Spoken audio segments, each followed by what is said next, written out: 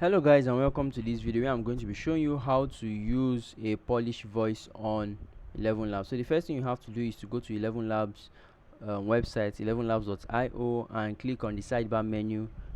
Scroll and choose the voices option here, then click on the collections menu here and scroll down to the language pack and choose Polish.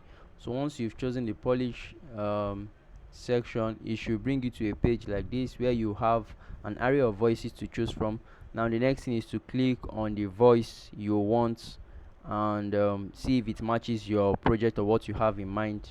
Once you've seen a voice that is close to what you want or exactly what you need, you can go ahead to add it to my voices section, where you can now edit the project properly and do finishing touches for your work. So this is how to add a Polish voice to your project on 11 Labs. If this video has been of help to you, please consider leaving a comment below and if possible also subscribe.